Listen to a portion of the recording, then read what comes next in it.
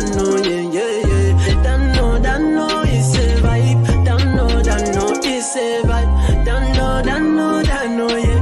Don't know, it's a vibe. Don't know, it's juice poured up, and I know it's a vibe.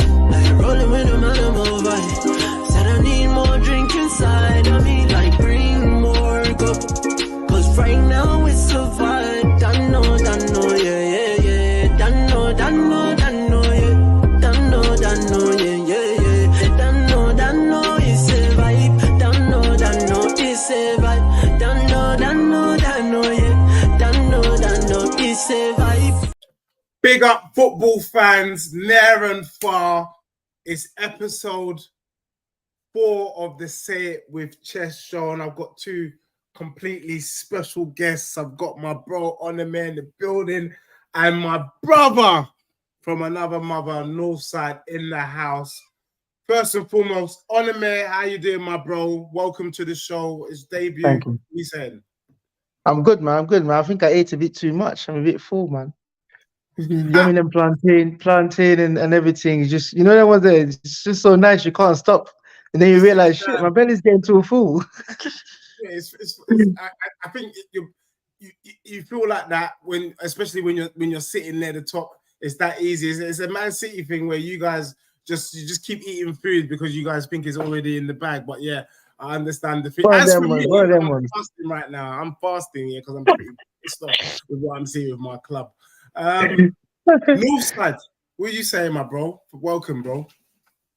Love for having me on, man. Love for having me on. I'm good, man. I'm easy. I saw you trying to draw me out on the channel before. You know what I'm saying? Trying to listen. We're taking it game by game, bro. You already know how it is, man. Big up.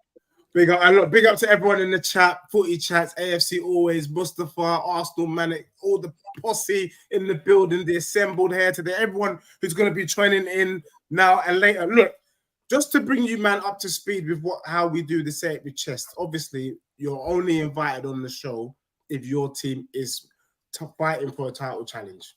So if you're not involved in the title challenge, you're not involved. However, we've had to kind of tweak it this week because what we're now saying is you either have to be involved in the title challenge or you need to be in the top 4 race. Because I don't want to be seen as unfair and dusty.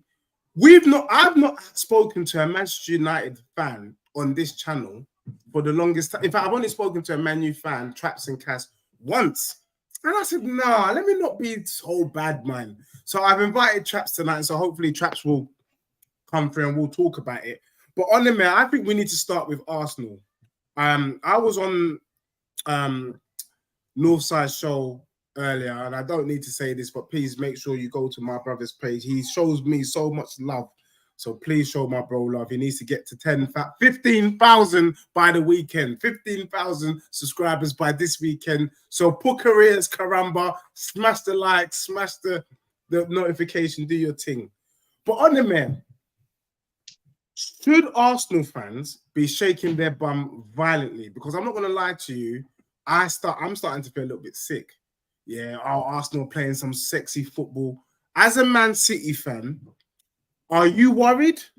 Are you maybe looking at this team and saying, you know what, we got to treat this team seriously? Or is it just like, it's same old Arsenal, this is what they do, they flatter to deceive, and normal service will be resumed soon? So I want to start with you, my bro, and then we'll get into it.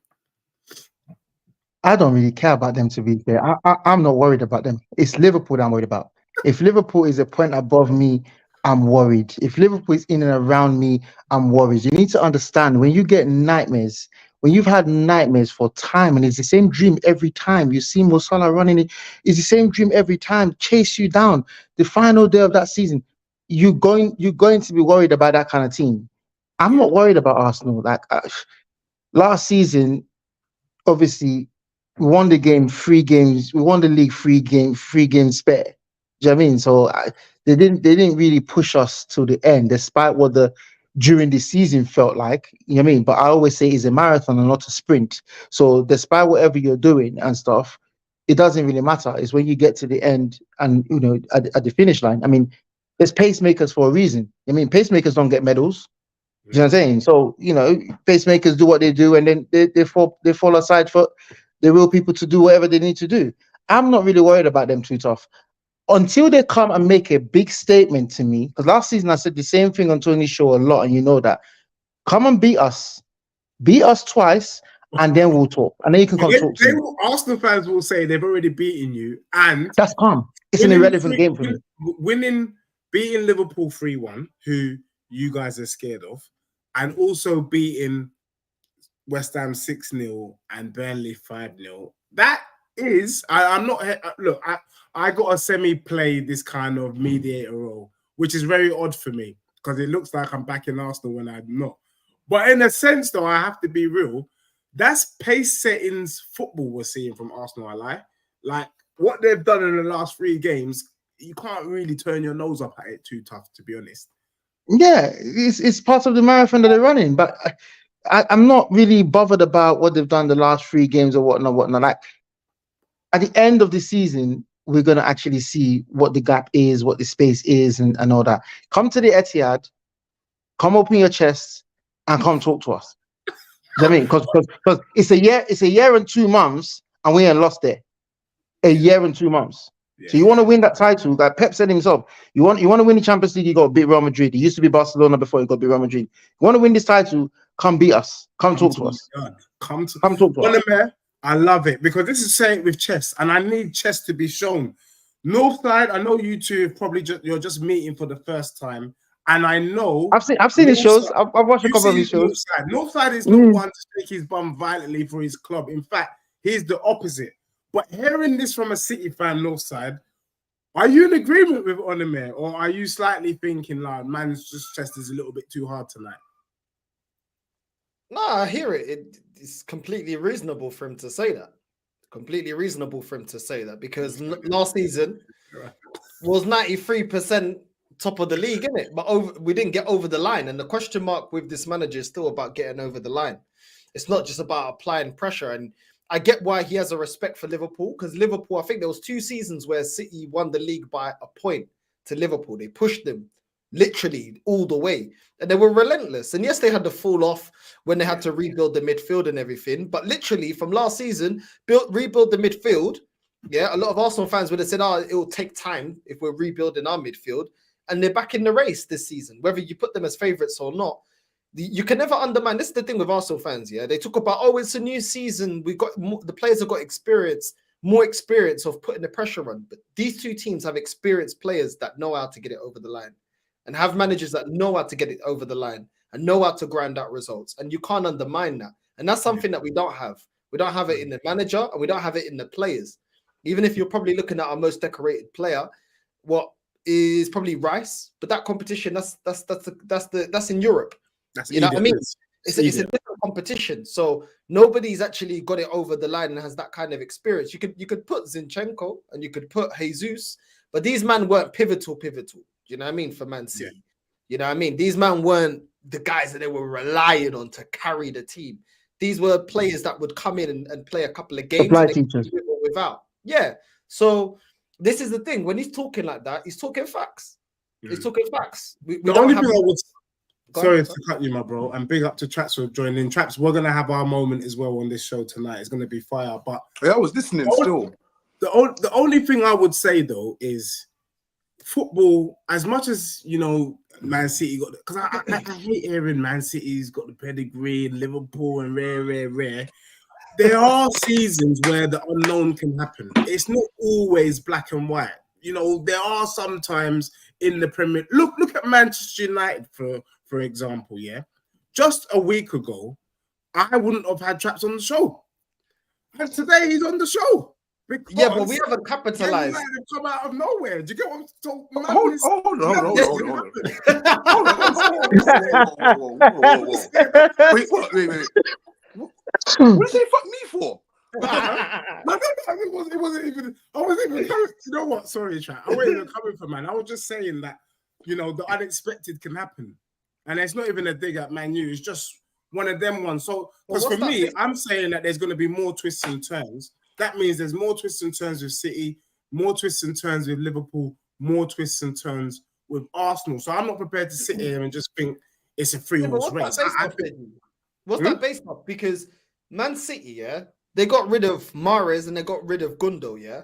Did we capitalize on them looking a bit weaker in the sense of they bought new players that are not of the level of Gundo? I put Gundo up there with their top 3 strongest players, most consistent players. Look at what they did for him. Look at how he turned up here, the latter end of the season, last season. They don't have that in Gundo this season. Mahrez, do you know what I'm saying? Man's GA is always like 30 GA. The guy is always sourcing out for them. Do you know what I'm saying? And yes, they've replaced, but it's not the same. You can't tell me Nunes is the same level as a Gundo. Do you know what I mean? You can't tell me Doku's on the same level as Mahrez. They're still City, but Doku's cooking though. Because us capitalizing is us going out there and getting a striker to strengthen. If they've gotten a bit weaker, we strengthen. Go get a striker. Go address the bench. Go address rotation for Saka. Go address where we came up short. You know what I'm saying? And we haven't done that. So those two things can still be our Achilles heel, in my opinion. For real. Did we get weaker though? Did we really get weaker? Yeah. Because it's only Gondo that's out of that team that was playing regularly last season. Mahrez was never playing regularly, and Doku's come in and has lit the place up. Do you know what I mean? So last season, Jack Grealish last season, right? We've upgraded on that with Doku, if that makes sense. So what? Did we get weaker? I think the way you locked down Gundogan is a bit dirty, though. First and foremost. So no. Gundogan wanted to leave. We didn't do him dirty. We wanted to keep him. Huh? We wanted to keep him. You lot offered him an idiot contract. You lot offered him a 1-year contract when he wanted like 3 years. And I think if someone wins you the Prem the way he won you lot the Prem last season, you give him the 3 years. I know. Is that rule though? Is that rule that these clubs have though? Like, do you know what I mean?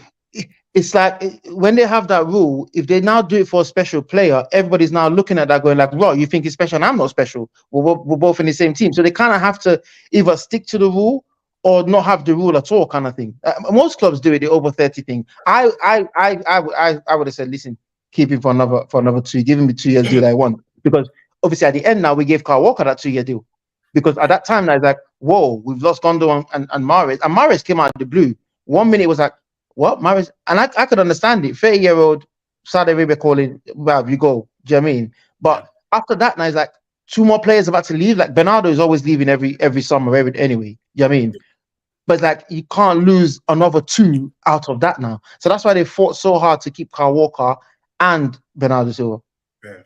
I'm not gonna lie, guys. Shamelessly, if Saudi came for me at 21, I would go. I'm just saying. Any one of us here, like, peace. If Saudi came me at 21, I'd be like, see you later, mate.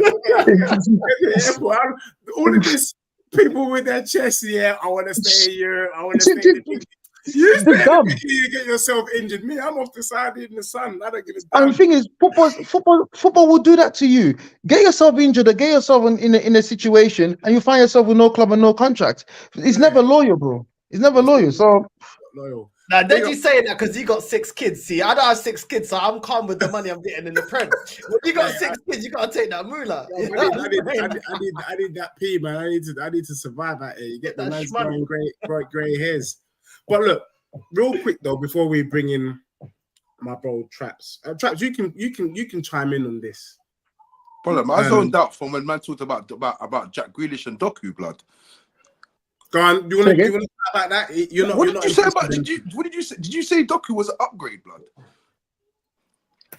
Yeah. Jeremy leaked document, blood. That guy there, blood. That guy there, yeah. He hasn't been sourcing to. That guy there. You know what they? Listen, I was at your game this weekend. You know what they call you? You know what they call? You know what it's called, man? Dead end Doku, blood. Yeah. No. Dead no. end Doku. That's come from your own hands, bro. Nah. Dead end Doku, cuz. Nah. Yeah. No. That guy. We've all been seeing what Doku has been doing. What are you talking about? But listen, don't shoot the messenger. All I'm saying is they're calling him dead end Doku, innit? Yeah, and it's not for no reason. And obviously, I did see what he was doing. Man likes to run into dead ends and not make decisions in the final third. He is a bit of a fucking. He's a bit of a mess in the final third at this present Don't agree. Don't agree. If you watch Doku creates a minimum 2 to 3 chances every single game. It's up to us if we put it in the back of the net. A minimum 2 to 3 chances every single game. Does the same move creates 2 to 3 chances every single game. It's up to us if we put it in the back of the net. He's not. He's On not the better man, than, listen, he's not better than Grealish though. I'll be Traps real. does have a point though, because I'm not gonna lie. I was watching the game on the weekend against Chelsea, and he did look like the hip hop bunny. Well, That man so locked up. it's not allowed. It's not allowed to have an off one off game. It's not really an It's off not game. one If game that's though. even an off game. It's not one game though. Doku's been playing. I watch our game every week. Doku's been cooking. I'm not gonna lie. Doku reminds me sometimes, and this is not me. This is not banter. He reminds me of the Easter Bunny because he's constantly hopping. You know, he's constantly hopping on the side. That's his thing. It works. But the ball don't go in the box. So No, Traps doesn't have a point though. You don't cross. You know what? Really cross. You know what is? Doku don't cross. You see when he's 1v1, yeah. You see when he's 1v1, it's like he thinks to himself, "Okay, cool. I'm gonna go to the byline."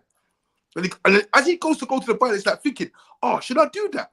And then he just stops again, and it's like, "What am I gonna do here?" So you think Jack Grealish is better than Doku? He's not crossing it. He's not. So you think Jack Grealish is better than Doku? Yes, 100%. Bro, listen, I'm 35, yeah, and I played striker before, yeah. I guarantee you right now, and I'm saying this out here right now, put me one-on-one with Jack Grealish, he doesn't go past me 3 times. Yeah. You played. So wait, you're telling me you played striker? I was a striker. I'll go right back. I'll go right back. Put Jack Grealish left wing. 10 attacks. He doesn't go past me 3 times. Yeah, I'm not gonna lie to you. I am not taking your word for that, because I'm not gonna lie. bro, there's only one move he makes. There's only one move he comes in. Come on, man. You can't tell me. Bro, are you serious right now? Listen. Are you serious? No. Are you serious, Jack? Listen, what you have to remember is Jack Grealish, yeah, plays against many defenders, yeah, over his time. At one point, he was the most fouled man in the Premier League, bro. So that's because he does one thing with the ball, holds on to the ball. Yeah, but that's because comes inside. Telling him to do that. He weren't like that at Aston Villa. So let's not go on like we haven't seen another part of his game. Your manager's we've seen him develop his game. Bro, he's playing like that because your manager's telling him to draw on fouls. He's always wanted to cut in, drag it. We don't need fouls. We're not a set piece team. He weren't playing like that at Villa. We're not Stoke City. He weren't playing like that at Villa. I just don't know how. He was playing a different position at Villa when he was playing number 10. Yeah, but was he doing what he was doing now? No, he was taking on man. 1v1, he was taking man out. But he was playing number 10. It's different when he's playing on the left wing. He's got one trick. Trick. Even when he was playing number 10, watch some of the goals that he scored. He's done it against Liverpool when they won 7-2. Done it against us, yeah, where he cuts in and just whips it top bins. He's got that in his locker. So if he's not doing that, your manager's told him not to do that. I'm not having him. But I'm not gonna lie to you. You can't say Jack Grealish after last season around February time. Jack Grealish picked up Man City. He was the first person, all the players, to put them on his back and say, you know what, I'm up for this. Are you man up for this now? Yeah? He was the first person to start cooking in February. And for him to go win the treble, you tell him that Doku's better than him. You're taking a piss, bruv. Yeah, I think Doku's better than him. I think Doku's better than him. And I'm not the only one that thinks it. See these City man. You know what is with them? They're spoiled little brats now, thinking they can just say whatever they want to say because they're going to win anyway. Not at all. Doku, we're taking a piss. You man will crumble. Listen, let me tell you something. Bigger empires have fallen, bro. Trust me. But look, speaking of which, a lot of people also, because you made a good point. Yeah, City, they're kind of lazy because they know they sit back, they know they're going to win. And then I think, Northside, when we were talking earlier, you mentioned that the biggest threat for you was Liverpool. And there is a lot of shaking bums for Liverpool right now. So, Traps, I'm going to ask you first because obviously I know you love the club. Are Liverpool the real deal? If not Man City, is it going to be Liverpool or Arsenal, in your opinion, that takes the title? I'll be honest with you, yeah. I'm looking at it. If I'm looking at it, yeah, without being a bias, without trying to rattle Arsenal fans or anything, yeah. Arsenal have been presented. If you look at what's going on here now, Arsenal have been, forget last season, because last season, yeah, they bottled it, whatever. But this season, they have been presented with a very, very good opportunity, yeah. They've added to their squad.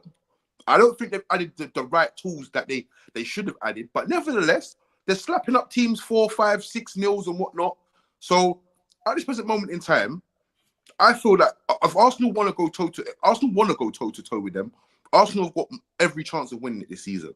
That's the truth, yeah. If you actually deep it, but because Man City not been firing on all cylinders, but at the same time, Man City are where they're at, and they played shit, yeah. They played shit for a while now, but they're still in and amongst it. So it kind of.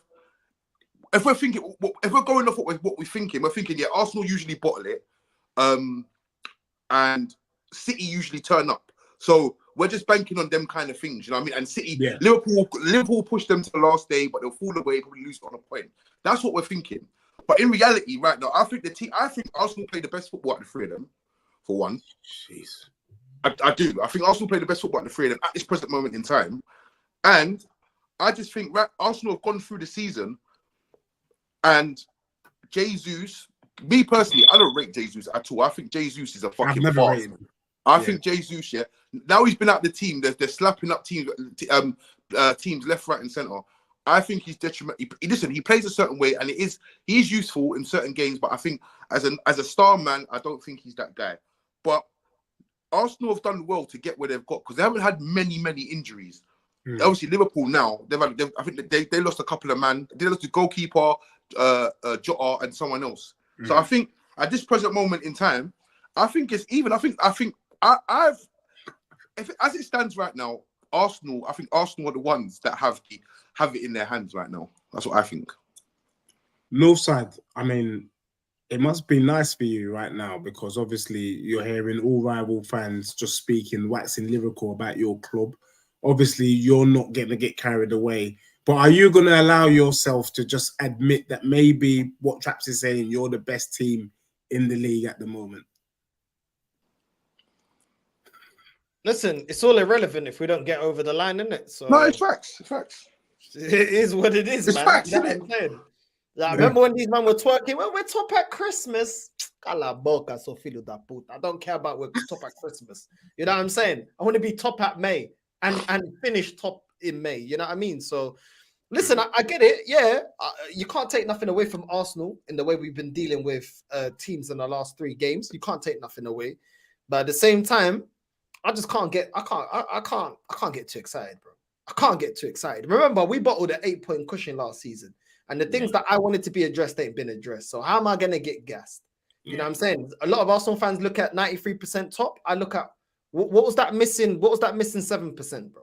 What was that? And have we addressed that? Have we strengthened the chances of you know what I mean? Bridging that 7%.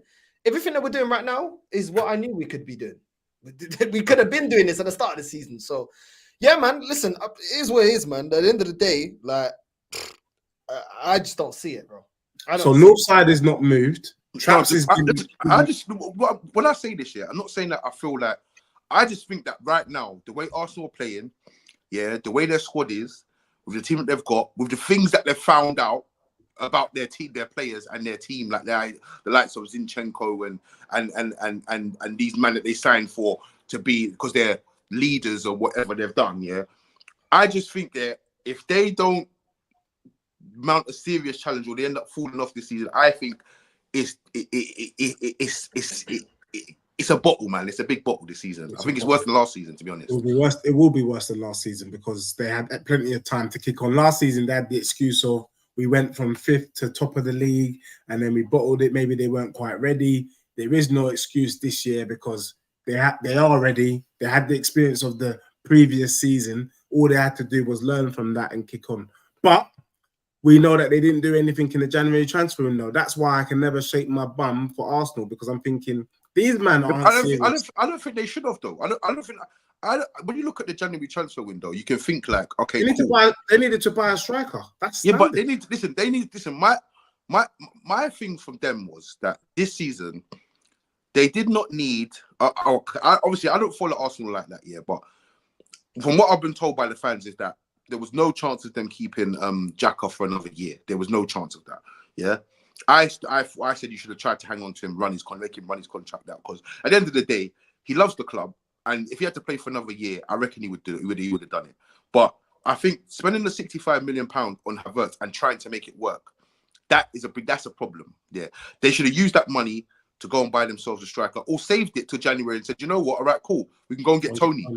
We can go get Tony, and but at the same time, what you have to remember is Arsenal haven't done bad for the squad that they have. Do you know what I'm saying? They haven't done squad for the they have. So pulling out 65 million or 80 million or 70 million in January, you have to then, like, the fans are going to want it. And for me, if I'm owning the club, I'm saying, right, if I'm giving you 70 M's in January, you got to bring the league home now. There's no ifs or buts about it. Yeah. I think we needed a lot more than just a striker. If you had a striker in January, I'm still not moved and us winning the league. I think people underestimate the way our bench is looking. When you're looking at our bench, we beat Burnley, yeah? Bro, we had Mohamed Onome on the bench, James Sweet, which is some young boy, you know what I mean? Mario Bandera, Reece Nelson and Nketiah, Emil Smith-Rowe, Cedric and Jorginho. Come on, bro. That is Game of Thrones, Walking Dead bench, bro. That's worse than Man U's bench. Yeah, bro. Listen, if Trossard gets injured, we got Nketiah to go in. Yeah, if anything happens to Odegaard, or he drops a stinker, or he stops performing, you got Fabi Vieira and players like that to go in. You know what I'm saying? If anything happens to Havertz, you're in with Jorginho. Like, come on, bro. If anything happens to our centre back options, you got Kivior. Is that good enough? Do you know what I'm saying? And right now, Kivior is playing left back.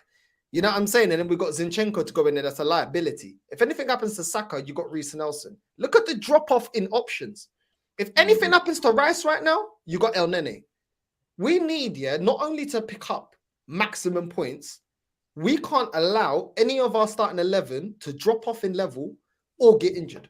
We can't afford it, because any other option you put in is downgrading. You know what I'm saying? They're already stretching it with playing Trossard through the middle when he's more of a winger. Do you know what I'm saying? He's not a gunman in front of goal. He's not a striker, bro. Do you know what I'm saying? People say Jesus ain't a striker. He ain't a striker. Do you know what I'm saying? He's doing well right now. He's doing well, but let's not go on that he wasn't wasteful against Burnley, bro. Like, he's gonna be wasteful because he's not a natural striker. So when you look at our options, outside of the starting 11, as soon as you go to the bench, bro, it ain't great. We're winning despite of the bench, not because of it.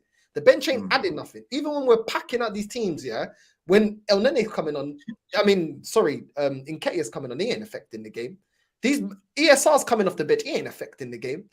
But this is the thing, when there's injuries, Tottenham, when they had it with Maddison, when injuries come and you got to now rely on Bentancurs and stuff like that, and our equivalent for Arsenal, do you know what I'm saying? This is why you need to fix up your bench, bro, because you never know what's going to happen. No, it's true. I'm living proof. Let's rely on Fabi Vieira for a couple of games, see what happens. Because 2 seasons ago, we relied on Nketiah to get top 4 over Tottenham, and we bottled getting top 4 to Tottenham when we started relying on the bench. That's right. My thing is, I just feel like there's certain players that shouldn't even still be at the club, and if they're still at the club, they shouldn't even be getting on the bench. Do you know what I mean? Suarez and Elneny, those 2 guys should not be at the club, let alone be coming on, even if it's 5-0 or whatever.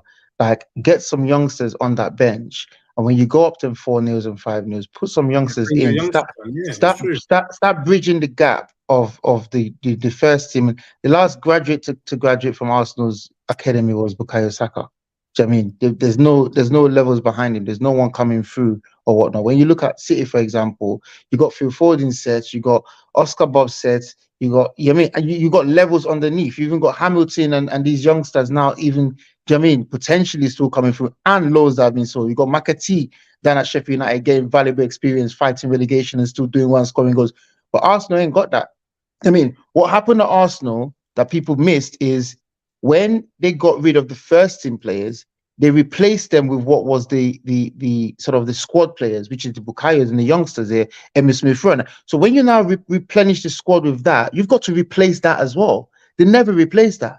Just they got rid of the Aubameyangs and the Lacazettes and stuff. They replaced them with these youngsters. Great, fine, they're building something. Now you've got to replace those youngsters with another set of youngsters coming through now. To you know what I mean? And then with the little ones that you buy and stuff, Suarez should not be getting on the bench. When a player has gone on loan for a year or whatever, Martial for Man United, for example, you can't be telling me you're going on loan to frigging Seville or wherever he went to and still coming back and still be number 9 for Man United. What are they doing? A top club ain't sending their top players on loan and then bringing them back to come and be starting. Do you understand? So it shouldn't be like that. Reece Nelson went on loan for, I don't know, 2 years or something. and he still comes back and he's still here. I Just want that youngster that performed, certain bro. players should be moved on. I want youngster that performed in Balogun. He's the one that got shipped out. Do you know what I'm saying? So you ship at Balogun, yeah? You ship at Balogun for still having Nketiah there. Like, that's crazy to me. It does make Do you know what sense. though? I do listen. Like I said, I don't really believe in the the wholeheartedness of the Arsenal project. I do feel that what is being done over there is a rebrand to the point where, obviously, if you go back a couple of years ago, stadium weren't getting filled, football was toxic, fan base was toxic. Now all the bums are on the seats, yeah, and now everyone's thinking, yeah. And when I've spoken to a lot of Arsenal fans, when you try and apply the pressure, saying like, obviously, Northside, League Gunner and these man, they want to win shit. They want to be up there with the elite, winning some shit. But a lot of these fans, they just want to be in the chat. They just want to be able to turn on their phone, The conversation, and chat shit to man about being top of the league or being in and amongst it or being in the Champions League. I don't think they really care about winning this sort of things. And that's what Arsenal Football Club has done. They've just changed the atmosphere. They've done a rebrand. They've changed the fucking, obviously, Stan the vibes. Josh Kroenke is now the guy that connects with the fans and whatnot. But at the same time, Arteta is a manager that wants to prove himself. He might not be, but at the same time, they've given him 700 M suspend. So realistically, in terms of, like you said, the youngsters that are coming through, I don't think that's on Arteta, to be honest. I think that's on the club. I think the club rebrand and make everything good. Arteta's done a good job to a certain extent, but in terms of like the whole run of the club, like the academy players, do we have any good academy players? Are they getting game time? Are they going to get promoted? I don't know about that, to be honest. Yeah. Because every team right now got youngsters. Like Liverpool got Miley, Man United got Maino, got Garnacho. Every team has got youngsters that are coming through. Arsenal's the only one that's not. Do you know what I mean? Arsenal's the only one that's not. You got Arsenal's the only one that's not really bringing anyone through. He should be. You know what I mean? On that bench in place of Suarez, at least pretty much almost every game. Do you understand? Pretty much almost every, just to be getting that valuable experience, so that when he turns 17, he can start to cook. Phil Foden started playing for us at 16, 17. Do you know what I'm saying? What you have to remember though, yeah, is these man. I don't know, but obviously Edu and these man said they're in phase 3, 4, or whatever. So whatever phase they're in. They could be, I don't know, I think they said that it's 5 phases or something. And they're like, last time I checked, it was like phase 3. So you just got. Last time I checked, it was phase 48. Someone put a comment there. Balogun has 4 goals in France. Educate yourself, Northside.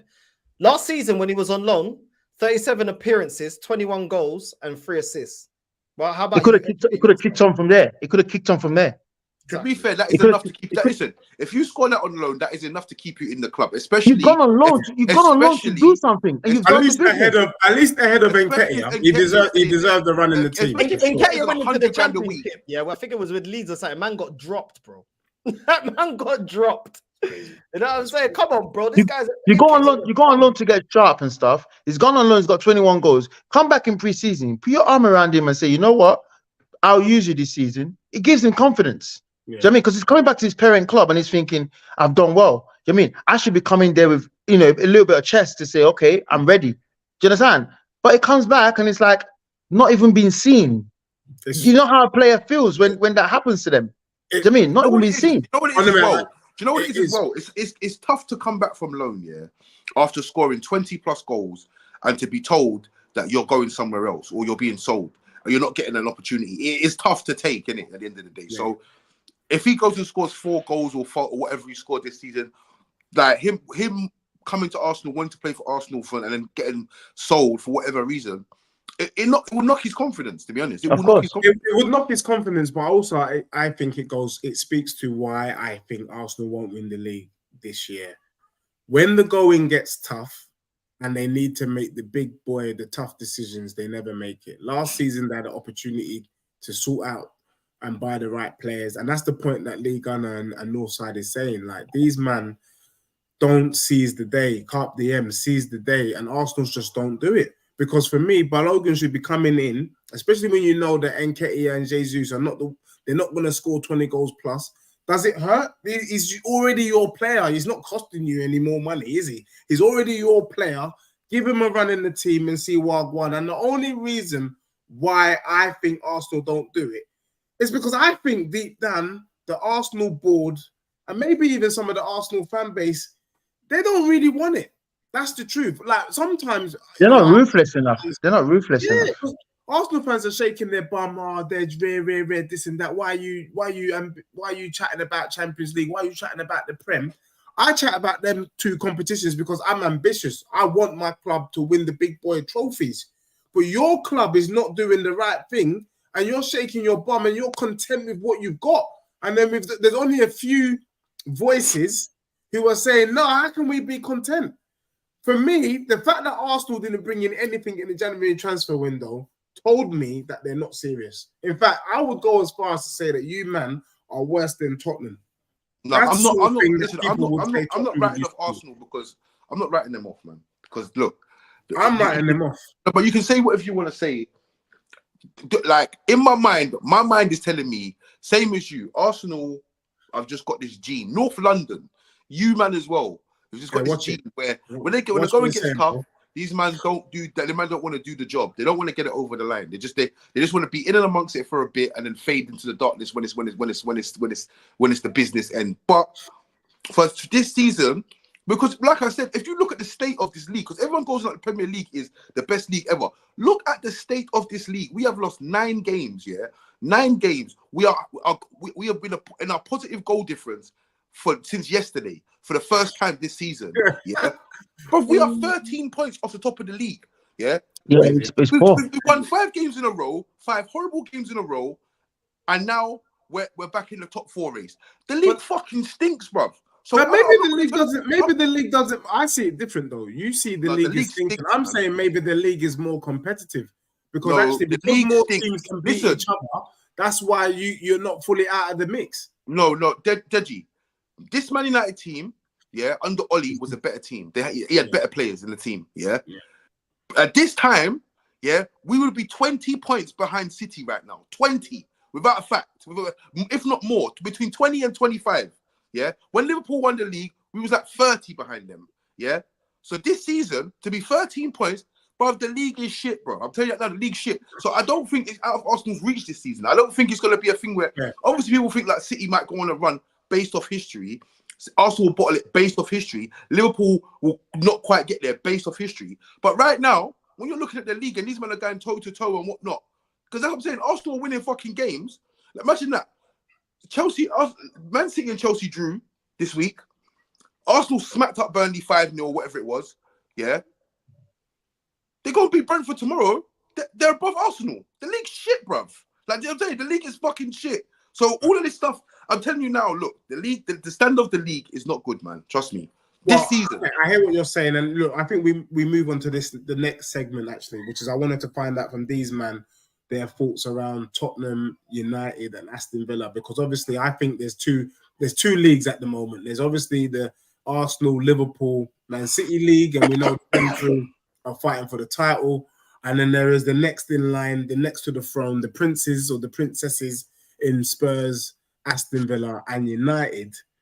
First and foremost, Onome and Northside, are you in agreement with Traps? Because for me personally, I think the fact that it's so tight with the numbers is what makes the Premier League the best league in the world. For me, it makes, the fact that Man City can draw with Chelsea, the fact that Man City could draw with dusty Chelsea, who would have thought it? I mean, if anyone put some money in, you know what I mean? You wouldn't have expected that, but maybe you were expecting a draw.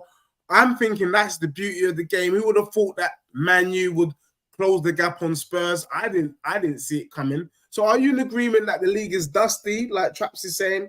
And then let's move into the Tottenham and the Tottenham and Man U battle for the top 4. Onome, you go first, then Northside. I can see his point when he says, obviously, we've been like that, and they've lost 9 games. One thing I do know about the league is this: once you get to that, you've lost 4 games. You're starting to get into it's not possible for us to win the league. You lose 5 to 6 games, you're out. Do you understand? the teams that win the league generally, it's a 4-game thing. 3 to 4 games they lose, yeah, and they're cool. I do see his point in terms of like, why is Man United still where they are now? They should have been blown out the water, right? But the thing with Man United is this: it's still Man United, bro. Respect is still being put on their name as well. When teams turn up against them as well, there's still that a little tiny bit of fear factor to say this is still Man United. When teams go to Old Trafford, this is still Old Trafford at the end of the day, because you might not see it, but teams will generally have that little thing in them. I'm not saying they respect them. We definitely don't respect them. No one's But I'm scared just of Man saying, United, bro. I'm not saying they're scared of them. I'm not saying they're scared of them. But when you still look at it, it's still Man United at the end of the day. You still expect them to come back up there. You understand? In the next year or whatever, you still expect them to come back up there. You still expect Chelsea to come back up there. In terms of Chelsea's got pace. I'm always going to be scared of any team that's got pace against us. You know what I mean? So I was worried about that game from the dot. That wasn't one of my popcorn games. My popcorn games are games where I watch my team like a movie, like a romantic movie when I know they live happily ever after. And I just eat popcorn to watch it and I go, oh, that's cute. You had a shot on target. Oh, that's cute. 4-0, 5-0. That's my popcorn game. But Chelsea game wasn't that for me.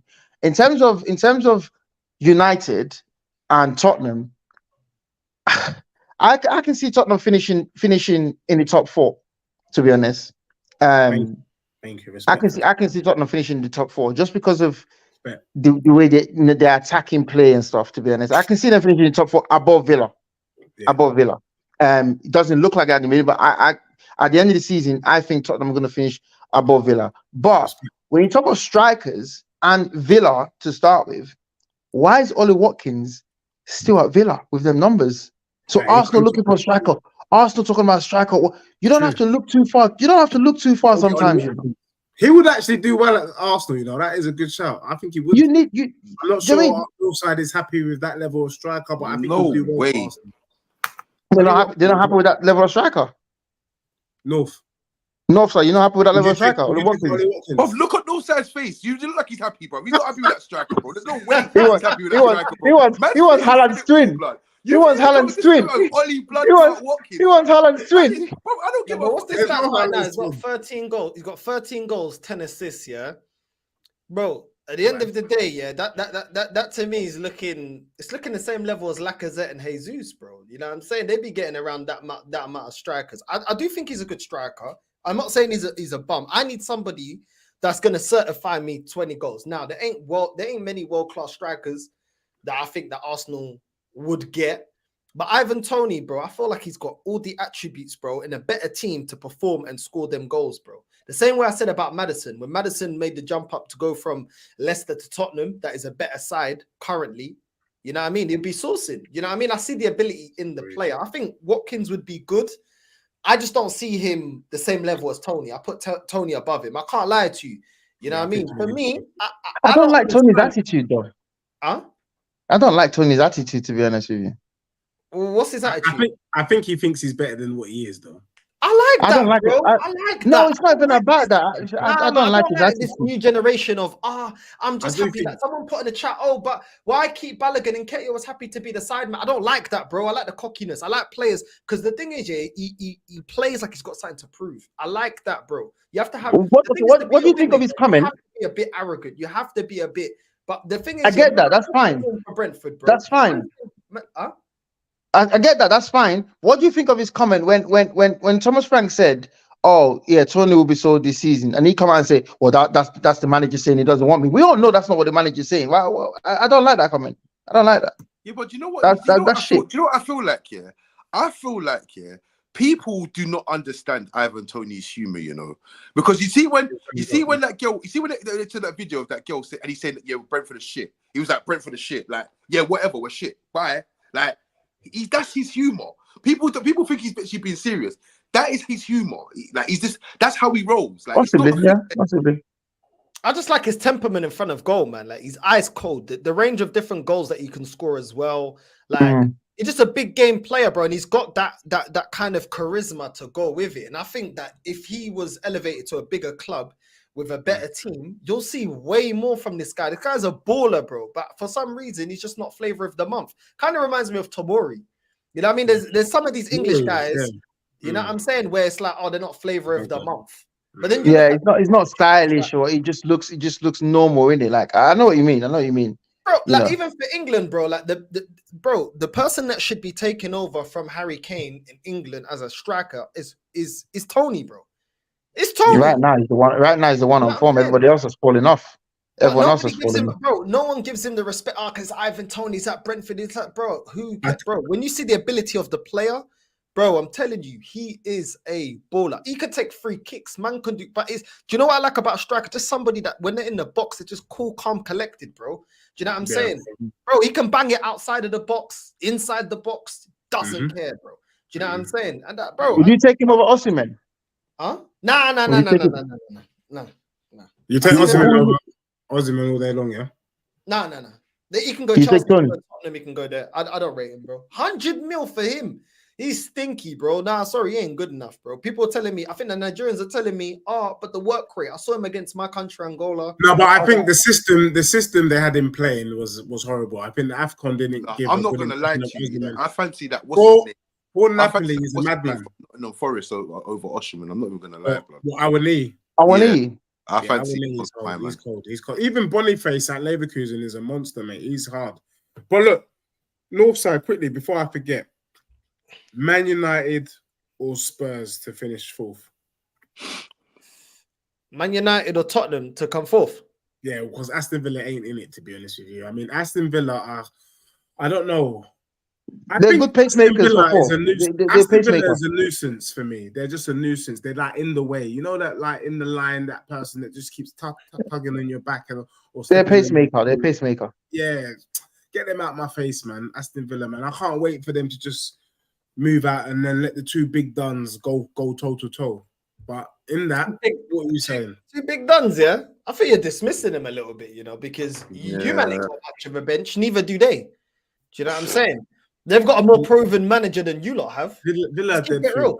I'm not gonna lie to you. They're dead food.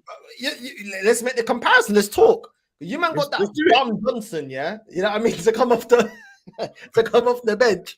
You know what I mean? They got Musa Diaby, bro. They got Zaniolo. You man have got man like Benton calling man there. So it's quite similar when you're looking at the quality on the bench. You know what I mean? They're starting lineup. They got some good players. Ollie Watkins is still a good player, even though he wouldn't be my first choice for Arsenal. Good player. Tielemans, good player. Ramsey's good player. You know what I mean? McGinn. Come on, bro. They got Bailey. They got a good squad. The thing is, they haven't got a good bench, but neither does Tottenham. So their chance is just as big as yours. And they got a better manager, bro. He's a more decorated manager. You may like the football more than Emery. Is he more decorated? Okay, yeah. But Costa's more decorated than Arteta. Arteta ain't decorated at all. Arteta can't even buy a Christmas tree. But yeah, go on. Yeah. That's calm. That's all right. That don't hurt. Yeah. Okay. I'm not his biggest fan. So you're saying that we should. So you're saying that we should be still putting respect on Aston Villa. Basically, is what you're saying. Who's we, bro? You should speak for yourself, bro. I'm not respecting Villa. I think it's between us two. And to be honest, you don't respect nobody, bro. But real talk, Traps. Real talk. From the last time me and you met, I didn't expect to see you again. That's the truth. Why? I didn't expect to see you again because the football that Man U play is the dustiest football I've ever seen in my life. Yeah, but look at the great football that you listen. Look at the great. Listen, this is dusty as Tutankhamun's coffin. Look at the great football that you play. Look at this. Look at you've been waxing lyrical all season. Big hands, making big chants, stacks in the stadium. Cook him. All you have to show, for all of that is 3 fucking points, bruv, off of this stinky man with his stinky football blood, Man United are inevitable. Man United will get this top 4. It's as simple as that. They'll get this top 4, and it's not even based off what they're gonna do. Wow. It's based off what you. It's so nice. It's so nice just watching you man argue for 4th position. Bro, bro, this is mad. Just can't argue for 4th position. Cool, because I told you there's more twists and turns. Don't think you man are safe up there in the top 3 position. 2 more defeats and you're in the mud with us. Do you understand? But Traps, the only thing go on, Traps. I'll just be real, When I look at this thing, I always say this now. When it gets to February, when it gets to the middle of February, whoever hits the streak from February, up until now, is the ones that start with that win shit and get somewhere in the league. So Out of the top four, it looks like right now Arsenal hitting the streak right now. That's what it looks like. Yeah. Obviously, United have won 5 games on the bout, so they're going to go up the table. Yeah. But when you look at it from the perspective of the shit football that we have played, but like you said, you were expected to see me again. Yeah.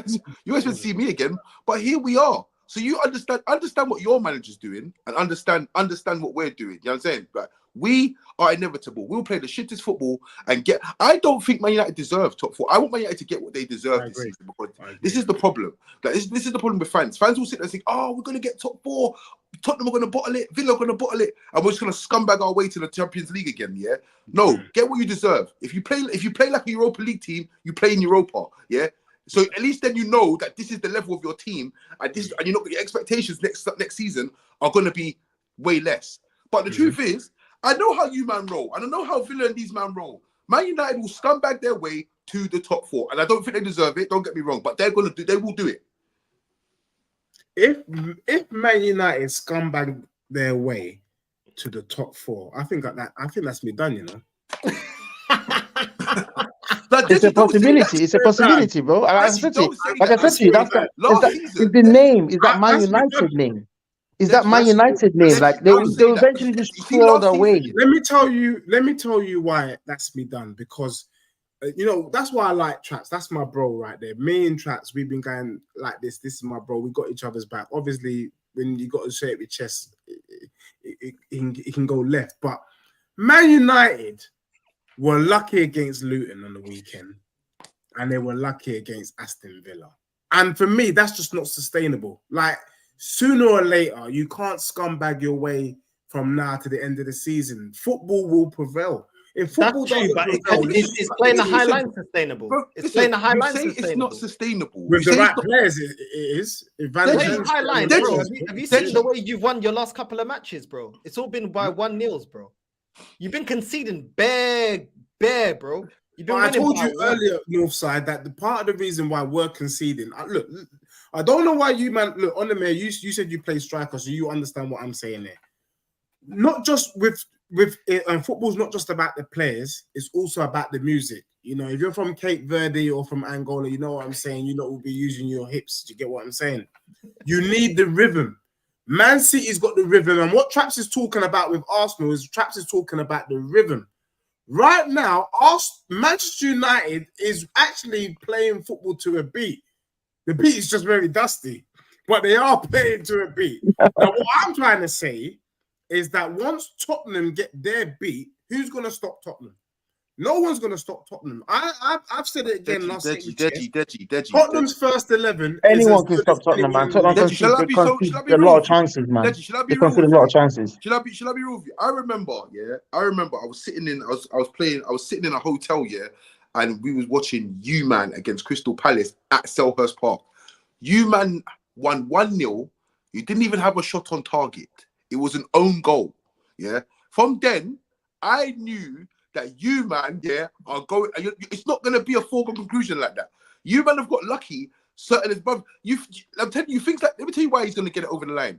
Things like going down to 9 men and still continue with your high line and things like that. That's what's going to get Eric Ten Hag over the line. You know, that kind of bullshit. Yeah, that's going to be going on. It's not about. Like I said, it's not about what he does. It's about what you, man, are going to be doing around him. Last season, we won the cup. We lost 7-0 the next week. We struggled. We was like this, trying to get it over the line at the end, bro. Finishing the third, we was like this, literally dragging ourselves over the line. Yeah, we scumbagged it. This Manchester United are known scumbags right now. They are known scumbags right now. They will go 2-0 up here and scumbag the thing. But 2-0 up to me right now feels like 1-0 down. Yeah, that's how it feels like to me. Yeah, these man, yeah, I'll tell you that man can't even watch a game. Yeah. In peace. Man's 2-0 up and man's still like, oh, we need another one. Man cannot control games. We can't control games, but I tell you what we can do, we can score, yeah, and we can put Johnny Evans and Harry Maguire and all these tall man on for 10 minutes and scumbag the thing, yeah, and keep getting points. We have Johnny Evans, we're getting 3 points. We don't deserve them, but at the end of the day, that's what you have to look at. Manchester United can go into a game. It's like this. Manchester United can go, right? I don't know I can't remember what our next game is, yeah? But our next game, we can go and lose our next game. We can go to the Etihad, yeah, and get a draw. Same way we went to Anfield and get a draw.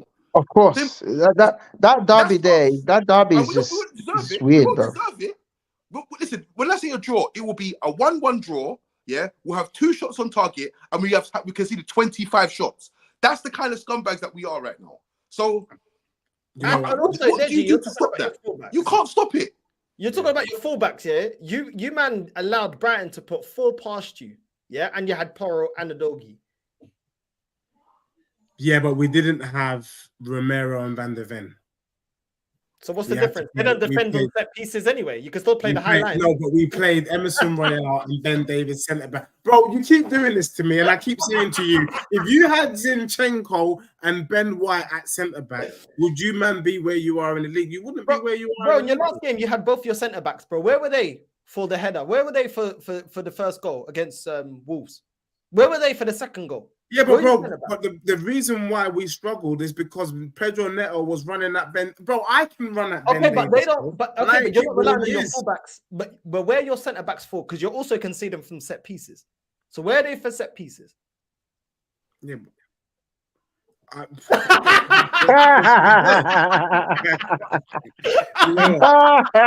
I can't even like, yeah, but the level of bad man. Your internet connection is not working. Your internet is breaking up, bro.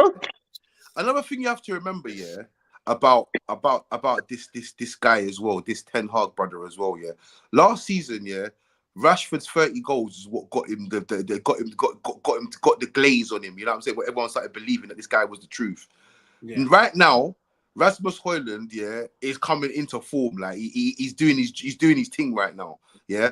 And what you have to remember as well is you know what happens when it gets to 75 minutes and it ain't going well. Scott McClutch comes on and just does the job for him. This is his game plan. I'm telling you now, yeah. You ain't got what we've got. This is. I know it sounds mad, but this is what. Do you think he's the man to lead you guys forward? Who? Ten Hag. What do you think, bruv? I've just sat there and rinsed the man, bro. Do you think I want this guy at my club, blood? This guy's a fucking bum, bro.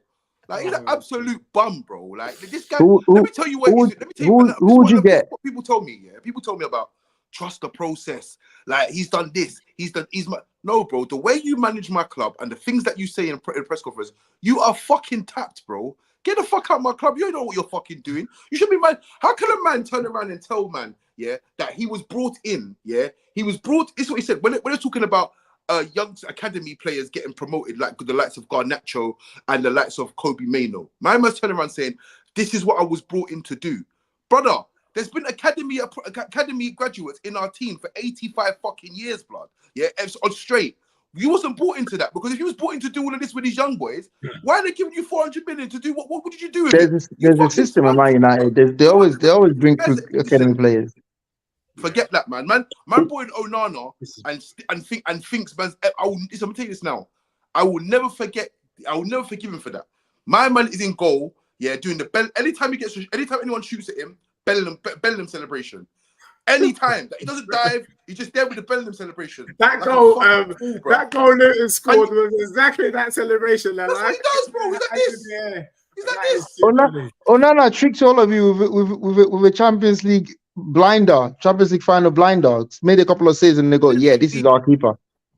I would never get that Anthony signing. That one there is just like. Listen, yeah, I don't want to talk about him, bro, because that guy there, he is definitely the Premier League. That man there is next to that Ali Dyer, that fucking scammer that went to fucking thingy, was a false football player. Said that George Weah was his agent or something, and he went in kick ball. Yeah, that's Anthony, bro. That man, I see Ajax. Ajax is. I hope they get relegated for what they've done to us. They bumped us, bro.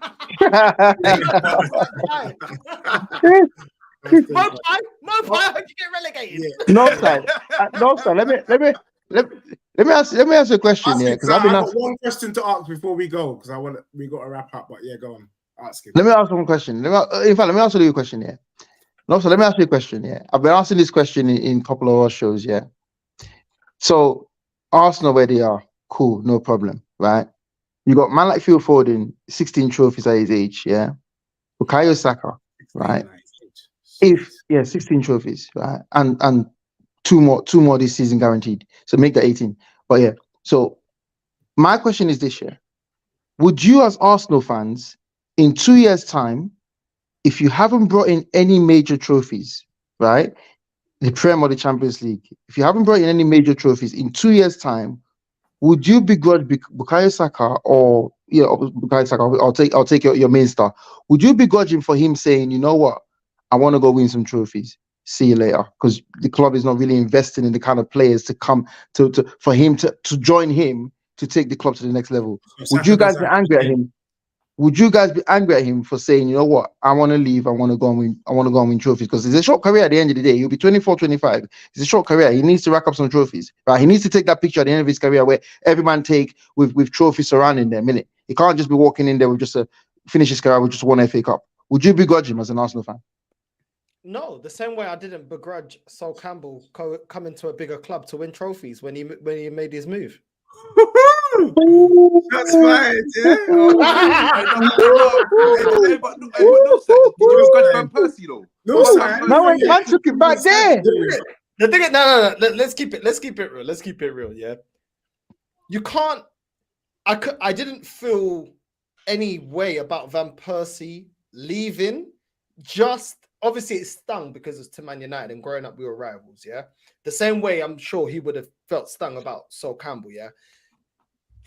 I understood the move because I knew my club weren't moving properly. So from a professional footballer's perspective, you can't begrudge them that. But as a fan, when they move to your rival, of course it hurts because it's a rival, isn't it? But at the same time, how much can a player be at a club that's not moving correct? You know, yeah. And the only way to kill players treating your club like that is moving correct. I always say, would Harry Kane, before he left and went to Bayern, would he leave Tottenham to go to Arsenal now? No, because we're not winning stuff. When Sol Campbell made the transitions, because we're winning. Van Persie made the same transition for the same reason. Man United were winning. Man United were winning, yeah. So players have to put their career first because we can be a fan for 80, 90 years. They're exactly. If you want players to stay at your club, make sure that you hold your club to a higher standard, that they move correctly. There you go. That's the answer I was driving at. Harry Kane don't move. Do you know what I'm saying? And it's the same with my club. And the thing is, yeah, I've seen enough people leave, bro. Nasri, Fabregas, Adebayor, Van Persie, Clichy, all these men moved, bro. The only one I could say that moved when we were still successful, that I could really say is Ashley Cole. Ashley Cole, isn't it? Ashley Cole, that was the only one that moved. But in hindsight, maybe you saw something that the rest of us didn't see. It's justifiable, though, isn't it? Yeah, because maybe he was looking around. You remember when Rooney was saying, yo, what are we doing? Are we bringing big players in? Because the man was looking around saying, yo, and this is Man United. This is Man United, 13 league Premier League titles, winning the Champions League twice. Man still asking, what are we doing? Do you know what I mean? Yeah, exactly. So, there's a reason why players ask, I want to wait to see who will bring in before I sign my new deal. There's a reason why they ask that, because they want to see how ambitious the club are. So you can't be sitting around there and you're sitting around there for the next 2 years. And Kai's thinking about who they're bringing in. You can't be bringing, players like Kai Havertz and say, oh yeah, that's the next level for you to go to. Like, you know what I mean? They got to step up. They got to step it up at some point. Yeah, Project Youth is good for fans, but as a player, you want reassurances because you want to win. Yeah, so it sounds good but how do we not know? Because I heard Saka say, yo, I should have scored a hat-trick. He sounds like he's like, I scored 2 goals, but I wanted to get a hat-trick and that. Yeah. You don't know what his ambitions are. And when you don't match a player's ambitions, bro, they'll leave you in the dust. And my club has been a stepping stone for how many players, bro? Leaving for Barcelona. That's what I used to say about you, man. I said, you man are basically like you man are the window. If you want to get to a better club, if you're not playing and you want to get to you want to get game time, Odegaard is the prime example. Go to Arsenal on loan and get your socials window. Yeah, Odegaard is the prime example.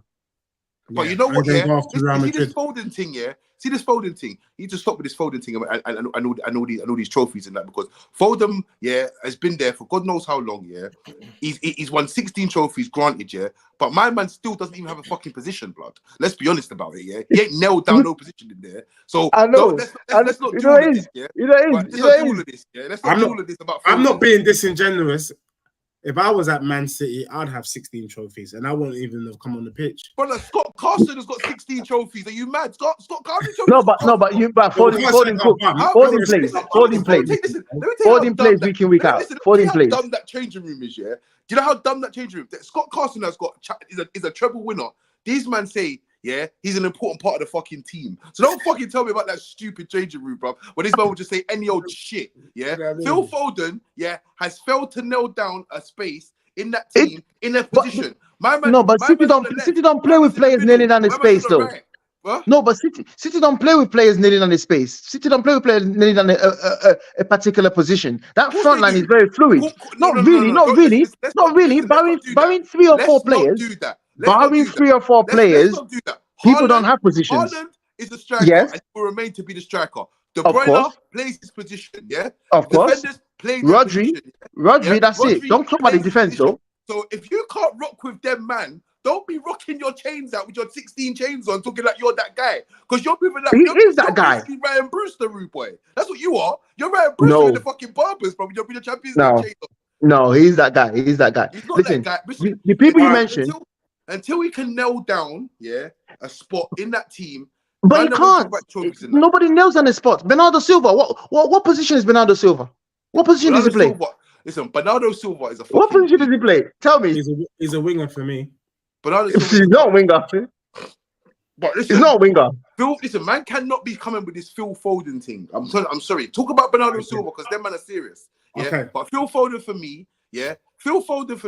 is basically he is the bottom of the Man City group, blood. That's what he is. Yeah, you're talking like a true rival. It's cool. Listen, them man they rub shoulders with man like Rico Lewis and them man. Do you know what I'm saying? If Rico Lewis is a bit older, he'd have 16 trophies as well.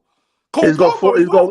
He's got 3 and counting. Let me tell you something as well about Cole Palmer. Cole Palmer won his little Super Cup and whatever he won. Yeah, man said, "Where am I playing, big man?" Yeah, because I did this. Man saying me, you're not playing. Man said, I'm going then, fam. At least Cole Palmer's got ambition. Phil Foden is just a city boy, bruv, sitting around here, being a cheerleader, getting a bit, playing a bit. He's playing here, bruv. He's got over 250 games. Why does he need to leave?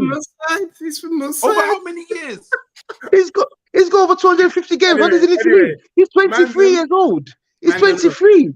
We are quickly running out of time, and sorry, I don't like to cut people, but obviously, I'm mindful of the time, and I really want to just get this last point in. The first point is, quickly, literally 30 seconds. Are we saying the league is a 3-horse race? Because if we're saying the league is a 3-horse race, for me, this show, Say It With Chest, is about challenging for the league. Are we saying that Man United, Tottenham, and Aston Villa are no longer in the title race? Or is there an outside chance? Quick 30 seconds, and then I just want to hear your current top 4. It might change, it doesn't matter. No one's sticking you to this, no one's keeping receipts on it, but I just want to hear your current top 4 just for entertainment purposes. So, Mandem, are we concluding that the top race is just really the 3 teams? Northside, yourself, Traps, Onome, in that order. Yeah, it's good. For me, it's a 3-horse race between City, Arsenal, and Liverpool. I don't think that's going to change. But for me, there's only one winner, and I'm still sticking with City to be the winner. And for me, I don't think Aston Villa, Tottenham, or United can sustain enough momentum to get back in there. I don't see it. Tottenham and Villa, the squad, Man United, they're just playing rubbish. So I don't see it, if I be completely honest. But yeah, that's my views. Traps, thank you, Northside. I think, to be honest with you, look, I think the top 3 they're in the race. I think if the likes of Villa, Spurs, or United want to get back in this race, they have to win every game between now and the end of the season. Is that possible? Probably not. So, but that's the only way they get back into this, to be honest. So for me, I think that it's a 3-horse race, to be honest. And it's that last spot's up for grabs. And like I said, Man United are the scumbags of this thing, bruv. So I don't know. So who would you say is going to win it then? Quickly then, what's your order? What are you? You know what? I don't know. I think it's very evenly matched right now. I think a lot of factors are going to come into it. I feel like the injuries, for instance, and I I feel like it's going to be based on the kind of things like that. But right now, do you know what? I'm saying based off what I've seen over the last few weeks, I think Arsenal in pole position. I'm not going to lie. I think they are. Jeez. Hey, look, you might be the right one because not many people have got the chest to come out and say Arsenal PTSD, man. People got PTSD in that. Yeah. Listen, they need to stop. Listen, they need to stop digging up City, blood. City, yeah, have been stinky, blood. They've been stinky, yeah. And you know what? Because everyone's shocked. You know what I realized actually why you're saying Arsenal. I totally forgot. Really and truly, between City, Liverpool, and Arsenal, he wants Arsenal to win, of course. The one you probably hate the least. I lie. No, listen, I don't hate Arsenal. Listen, no, don't get twisted. I don't hate Arsenal Football Club. You know, I hate Arsenal fans, not the football club. But right now, this is for the greater good. I promise you, this is for the greater good. I sounds bad, but it's for the greater good. I promise you. Listen, I never considered Villa, Spurs, and who else did you say? Can't even remember the name. United. I never considered any three of them to be in the title race from the beginning of the season. Anyway, I don't tell you time ago, Deji, that the best chance of you winning a trophy is to go to Sainsbury's and buy yourself a teacup. That's my take on that.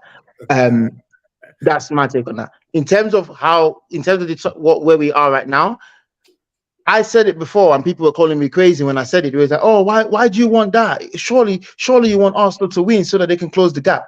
I wanted Liverpool to beat Arsenal so that we can end their conversation and say, right, the 8 points behind Liverpool, 6 behind us, and that's them done. Let's concentrate on these two now and let's focus, right?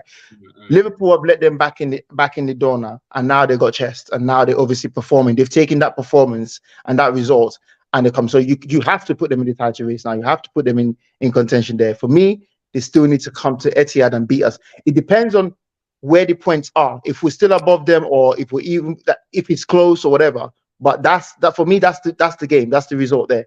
So I still back my team all day, every day. I'll always back us. In what order behind us, I don't really care. I don't really look at the bottom of the table. Once we win the league, I don't really care what order, who wins, who gets top 4, whatever. I don't really care, to be honest. Look at that chest. Look at that chest. No, fair enough. Fair point. As for me, do you know what? What I would like to say, and I'm going to include my bro Traps in there because I have to show love to my brother, is I don't think you can rule us out, you know. As much as it looks on paper that it's a 3-horse race, it only needs you, man, to lose your game next week or to lose 2 games in a row. Like Onome said already, usually if you want to win the league, you can't afford to lose more than 3 games. And City's already lost 4. Arsenal have lost about 4, and it's only Liverpool that have lost 2. But I see all of them teams losing at least 2 more games. Now, if they lose 2 more games and Tottenham and Man United can go on a run, we're back in the mix. So at the moment, we're not in the mix, but I see, for me, Liverpool are going to probably win it. And it makes sense. You know, the fairy tale story. Klopp's last season, he bags a second Premier League title before he drops. I don't care what Klopp is doing. He can leave about trophies and get a fairy tale. Arsenal will probably finish maybe. Arsenal could finish second, you know. They could finish second. So City will finish third. Finish third. Wow. You know what? If I had my there's something dusty about Man City, you know. There's something dusty about you, man. To be honest, if I had my way, COVID would just hit again, man, and lock off the Premier League, bro. That's the truth. That's the truth. Man need to hit the forfeit season button on FIFA and that. Boy, man, I wish we could do that as well, man, and get all the man them back. But then I think Tottenham will just get top 4. And what that will do is it will put Postecoglou up there with Arteta, Unai, Klopp, and Pep, because now people will start showing him a bit more respect. There's whoa. When you, bro, you can't call Postecoglou. If Postecoglou wins, please don't put him in the same sentence as Pep. Or the Champions League with Spurs is up there with you, man. True or false? Yeah, winning no Prem though, bro. No, but if he does, he's up there. No, he's not up there with Pep. How can you put him in, even if he wins it? Okay, let's say you win the Premier League. So you're gonna now start calling his name. So you're gonna call Postecoglou. Do you think Pep can win the Premier League with Tottenham? Do you think he can win the Premier League with Tottenham? Pep can win the Premier League with anybody. Nah, No, you can't, bro. No, you can't. This- No, you can't. Pep come into this country and turn this thing into a farmer's league. Anyway, What Pep needs to do is stop spending them Saudi people's money, yeah, and go to Girona and win the league, and then we could talk. Yeah. Tell him to go to our players are not that expensive, you know. You man spend money too. United, you spend a lot of money. No. This is where you're wrong. You man have got the highest wage bill yet in the Premier League now, you know. The highest. No, yeah? United have. They did it the other day. No, you have. You've got the highest wage bill. So you man are paying these big bucks. They've got players on 600k a week. But anyway, look. I knew Deji, you had to throw in a Tottenham agenda there. You had to. Yeah, I'm not buying it though. I'm shutting him down. That's all I hear from you. I'm shutting him down. I'm gonna tell you how top goon is. How can you not respect my club? You know when the respect when you win a major honor, not finishing top 4, not putting pressure on. When you win major honors, the respect is given regardless. What is a major honor? A major honor. Premier League, Champions League. What is a major honor? Premier League and Champions League. Are you sure? Yeah, I am. And what is the FA Cup and Carabao Cup in your opinion? They're not major honors. But it's not a major honor. Is it a trophy worth winning? Of course it is. Listen, not even for us. Don't put it on me. Is it a trophy worth winning? Of course it is. We take any trophy. On 3 FA Cups. No, don't lie on the man. You take any trophy. You're lying. We take all trophies. Would you be satisfied with just the Carabao Cup and finishing in the top 4, Man City? Hell no. That's not going to happen though. So that means you won't take any trophy then. Yeah, but you're not us. You're not us though. You're not us. Like, you're not us. You guys should be able to say, you know what? We won a trophy called the Carabao Cup, Pep Guardiola Cup, and hold tight. We finished top 4 and we won a trophy. That's a great season for Tottenham. That's a fantastic season for you. That's rude. Your ambition is too high. Your reach is too high. We are part of the Big 6, my guy. Yeah, big six. Big six in the Big 6 is not an achievement. No, we have to make it a Big 6 for you to be included. Exactly. How about make it a Big 10 or Big 8 and put Chelsea in there? Basically, you know it was, yeah. Do you know we see these man? Do you know what happened with these man? Yeah. It was a top 14, yeah. These man burgled the thing and they just said, yeah, these men are cool, man. Just let them stay. It was a misunderstanding. Just let them stay. How are these men in the Big 6 yet? And Leicester are not. Part of the Big 6. All right. Leicester have done more in this Premier League than Spurs. Bro, Leicester's won the league, and you man are still waiting. Leicester's won the league, gone to relegation, and sacked about how many managers, about to come back to the league, and you guys are still waiting for a trophy. And you're telling me you're waiting for a major honor, bro. Take a Carabao Cup if you can.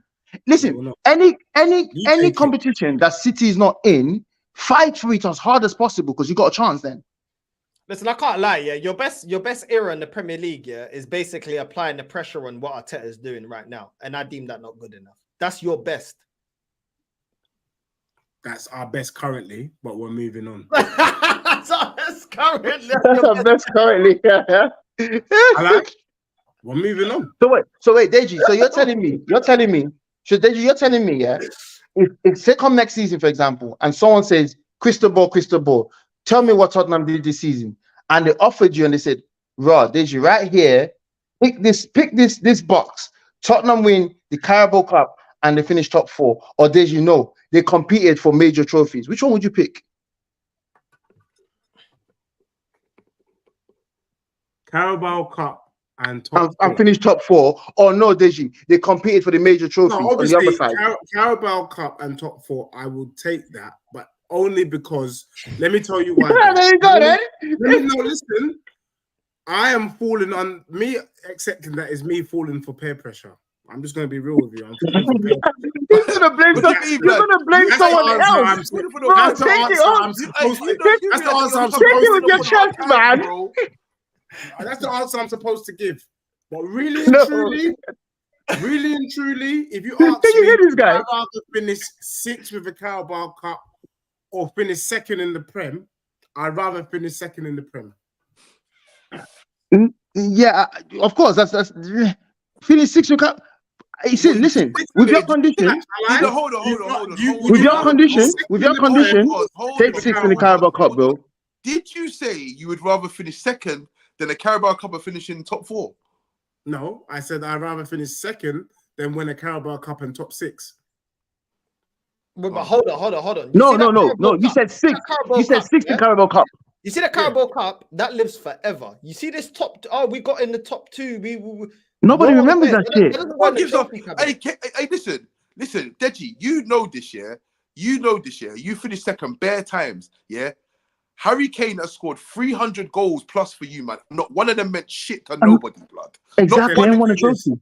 Yeah? Not one of them. If you would have scored that in the Carabao Cup game, you would one goal. Right, let's do this quickly before we go, because this will tell me how important the Carabao Cup is. Are you not ready for it? Yeah, good. Put your hands up, because I don't want you lot to do something. So I just need your hands like this. Put your hands up.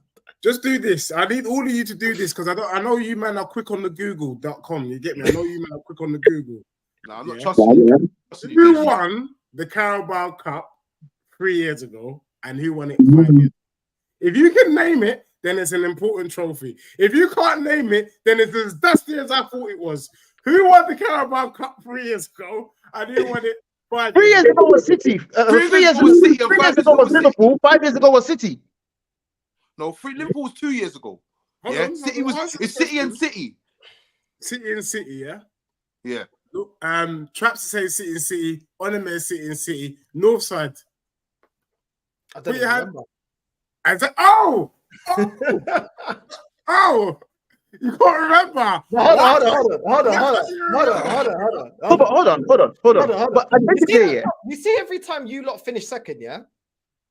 Do you print out the table, laminate it, and put it in the trophy cabinet? Exactly.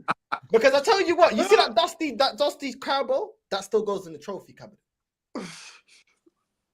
That's it. The only thing that United fans or Man City fans or Arsenal fans can say to you are, yeah, but it's not the biggest trophy, but it's a trophy. And it creates that winning mentality, prepares you. Bro, with your condition right now, beggars can't be choosers.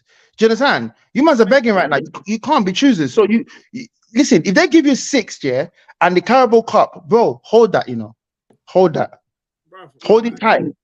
Anyway, like I said, a famous Arsenal person talked about having bigger fish to fry. I think it's better to go for broke than to do this kind of progressive thing that you guys have been trying to sell me for the past year. I'm not into that. It's better to have loved and lost than to have never loved at all. And all I keep hearing... Yeah, romantic. This is why I just said this. This is why us lot will never go raving. I'm just gonna let you know now. We're never gonna go raving. Because you man are serial taking one for the team. That's you three. Serial taking one for the team. Listen, man like Deji, will be in the bookies with the last tenner, gambling it away, talking about it's better to have loved and lost than to never love and give him some real spill on that. This time, man can't even get home, Man can't even get yard. That £10 was to top up the oyster gun. I might as well hungry in that. That's why you can't get yard. Deji, listen, take the Wembley experience. Take the Wembley experience and lift the trophy, bruv. Honestly, just lift one. Let me tell you what experience I'm going to take at Wembley before we wrap up. I will go to Wembley, bro, and I will buy that burger at halftime. What you got Wembley for? You going to the outlet? I'll go. I'm gonna go watch Champions League final this season when Man City playing. Well, we're not going to a final anyway this year, so maybe next season. But if I get to a final, I'll just be buying the burgers. I can't believe you wouldn't take 6th and Carabao Cup. Nah, bro, you're talking. But look at the people who competing. Northside's telling you what it's about. He wouldn't accept it, so why should I? But he doesn't need to accept it right now. Look what his club is competing for. The last 2 seasons, they're getting there. You're not there. You've not been there for a long time. You've got a new manager, bro. Calm yourself. You've had Pep for like 7 years. Yeah, you competing after 7 months? You've had Pep for 7 years. You spent like a bill. You better back to back that UCL. You better fucking back to back that shit. Jeez, If Postecoglou was in charge 7 years, then he can come with chess. My man's been there 7 months. Pep in his first season didn't win jack, bro. I know. Facts. It's facts. I know. But after that, though, he cleaned up 14 trophies and counting. Give my guy a chance. Hella Caraboobies cups and that. Man's thinking that, man, we don't believe you, bruv. We don't believe you. You know what I mean? But anyway, look, man, then thank you for coming in. It's been a great show. Obviously, we need to hold tight because we're going to be coming back, obviously, weeks and weeks and weeks as the weeks unfold. This weekend is a dusty Carabao Cup final between Liverpool and Chelsea. So there ain't really much Premier League action. Well, at least Spurs ain't playing, but you, man, are playing. Who you got this weekend, Northside?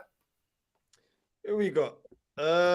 We've got. I think you got Sheffield United. Newcastle. We got Porto. Then we got Newcastle. They got Newcastle. Yeah, we got Newcastle. But we got to deal with Porto, man. We can't overlook Porto. You know what I mean? And you got Porto this week. Huh? Oh, so this is not a bad week. It's a mixed week. It's a mixed week. You should beat them two teams though. Dusty. It's dusty as it is. Man United. Who you lot got next? We got Fulham at home. Oh, minor things. Man City. We got Brentford midweek, and I think we got Bournemouth at the weekend. Editness. This is a joke week. So wins, and wins. Edit week. But no, big up to you, man, for coming through. It's been a hilarious show. Good jokes, good banter. I know you guys didn't mean what you said, and I ain't gonna take it personal. So I know it's all love at the end of the day. But Northside, please, can you just? I'm small fry, but I've always wanted to do this. Can you big up your channel, please? It don't make no sense, but still do it though. Still. Northside LDN on YouTube. The same on IG. And yeah, man, love for having me on. Yeah, man, big up the man, then big up everyone that was on. This was good, man. We've got to do this again. This was hilarious, man. This is good. No, I just said we're gonna need to do this again because I got unfinished business. If you man lose 2 games in a row, it's long for all of you. You know what's the magic? I don't want to hear this, Deji. I don't want to hear none of this because the second we go above you, we'll hear from you for 3 months, bro. That's the truth. Traps, you know what? Win, lose or draw, I will be about. If you got, let me tell you now, if Man U finish above Tottenham this season, I'm gonna stop doing football content. Don't say that, bro. Don't say that because that listen, don't do that. No, let me not say that. But I was gonna say I was gonna start rapping or something. But yeah, don't say that. Yeah, let me not say we need you. We need you. One thing I gotta say to you: if Tottenham drop out of the top 6, yeah, you gotta promise us something. You've got to still host the show, mute yourself, no camera, no nothing, because we don't want to see your face. Just get us together so we can chat. No, I want to see his face. Top 6. Are you saying top 6 or top 4? What is it top 6 show we're doing here, right? This is a top 4 show. Top 4? This show is a title challenge. Top 4 show. You're going to be doing that very soon. Huh? This is a title challenge show. Once again, he moved it to top 4 so he can put Tottenham in there because he knew they were in the title race. So he's like, top 4. This show is for title challenges only. However, mathematically, it looks like Tottenham are not in it at the moment. So technically, I shouldn't really be talking. But let's see where we are in 2 weeks. I saw you maneuvered it. So we saying it's a top 4 show, yeah. So my thing is this: if United get above you, yeah, you've got to basically come on the show, host us all, right? Mute yourself and no camera and let us chat. Yeah. That's calm. That's totally calm. Hey, man thought man could relegate me from the top 4 argument, yeah, because Van der Ven's the quickest player in the Premier League, blood. Are you taking a piss? Yeah. You must know this is gonna happen as well, innit? You know this is gonna happen at some point where he literally hosts the top 4 and he's not saying nothing and his camera's off. I want his camera on because if his camera's off, we don't know if he's there. So we need to I will be here. The whole idea was if you fall out of the title challenge. I mean, the reason why the show's still going on is even though it looks like Tottenham are out, we're not quite out yet. It's a slim chance, but we're not out. But once we are out, I'm not saying a word. It's only because people are not getting invited. One of them, man. Can't wait to stop inviting them Aston Villa man, because them man are pissing me off. And I've had to bring in Traps only because they're 3 points behind Spurs. But really and truly, I've had to bring him in because obviously Man U keep winning. If Man U had just lost one game, Traps wouldn't even be here tonight. Yeah, I don't know. This guy. You see the ending to you see the ending to the story. It's gonna be fucking funny, blood. Man, I'm telling you, because I can see United finishing above Tottenham. Stop seeing it. You need to do a Ray Charles. Stop seeing that. I'm gonna save this video on my clippable list on YouTube of people I clip up. So don't be moving the goalposts because I'm not moving it. I reference. swear, Dan. If once Tottenham are officially out, I'm just hosting. Yeah, it's but we need camera on. Yeah, camera on host. Yeah, just as for now. Even though it looks like Tottenham are out, we can't say with chest that Tottenham's out. Hey, Deji, you see when you host as well, yeah? Make sure you got your phone because you're gonna have to be the stat man as well. So when I want stats, you gotta go get them from me. Yeah, bro. Look, minor. But just know if Tottenham win their next game and you man lose, we're back in it. Imagine if this was like a thing where we could all like sit down in one place to do it, yeah, and we just use Deji to just be getting the drinks in or like get me. The team man, you know, man's just the team man. That's the team man, you know. For that statement alone, I hope Man City finish fourth. For that statement. Hey, Deji, go shop. Get me some Haribos. Yo, I need some Maggies, man. Go run me a Maggie, the ice cold one, Tom Boss, man. No, but big up. Perhaps, where can we find you? And then Onome, where can we find you? I don't have Instagram. I do on Instagram all the time now, but I don't. You know what it is? I've fallen out of love with social media, man. You don't get on my nerves still, but I'm not. You know what I mean? But I'm here, man. Just I'm on traps.nufc. I'm there, man. You're doing big things, though. You're doing big things, though. Me see you. And Onome, baller. What are you saying, my boy? I have zero social media, not even Facebook. I don't have none. You need to do one. You need to do one. I just come on shows and just chat with people and stuff, man. I have zero. Right, you came with a lot of chest tonight. Northside come with chest. Traps come with chest. My chest is slightly deflated, but you know things can change in a week's time. You get me? So I hope when I see you, I come with chest. But you're like them people there that you know you're taking a couple of months of gym. You're now looking a bit funny. You want to get back in gym to muscle memory's still there, but you got to build it up again.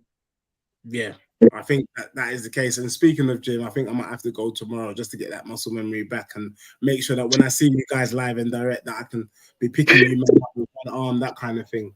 But yeah, no, big up to you guys for tuning in. Everyone in the chat, Eltel Cockrell, Lee Smith, Arsenal Man, Air to there, all the people, the assembled Stu FC. Big up to all of you, Andy as well in the building, Saka, old friend, Ensman, all of them and them, Talking Bear. Thank you very much for tuning in. And we will see you next week, Monday, for another dose of Say It With Chest. And we are out. Peace.